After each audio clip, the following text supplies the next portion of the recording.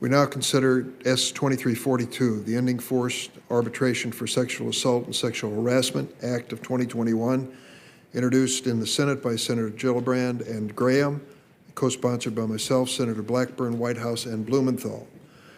If you wonder why we need this bill, let me tell you a story. It's the story of Lily Silbert of California.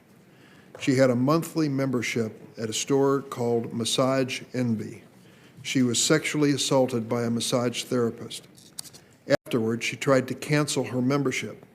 She downloaded the store's app to her iPhone to cancel it, and she had to agree to terms and conditions in order to use the app.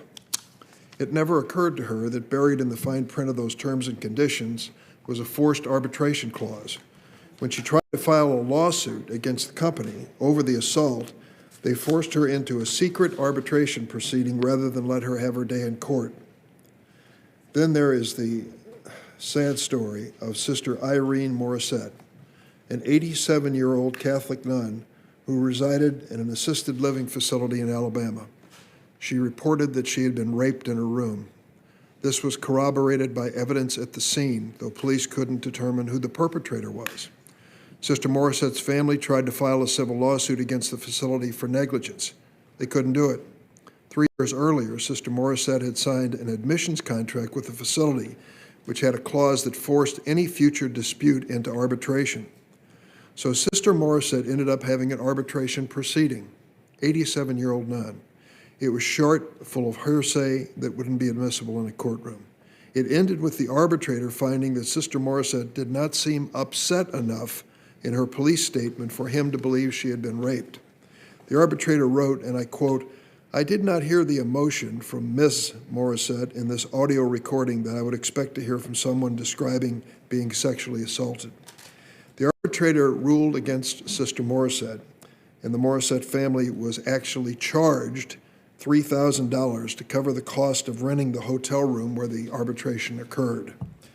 Or consider the case of Gretchen Carlson, who is with us today, journalist and Fox News anchor.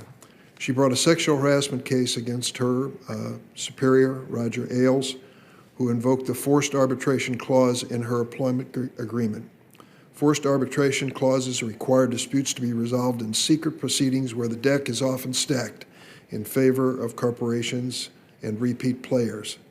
For Americans who have been sexually assaulted or harassed, forced arbitration clauses not only deny survivors a day in court, they require the misconduct to be concealed from public view, and that allows abusers to commit even more abuse. The bill before us today would give survivors of sexual assault and harassment a choice to go to court instead of being forced into arbitration by the fine print of a contract signed before the dispute arose. Concerns about this issue have been growing for years. In 2018, 50 state attorneys general wrote to Congress and said, "Congress today has the opportunity and the cause to champion the rights of victims of sexual harassment in the workplace by enacting legislation to free them from the injustice of forced arbitration and secrecy."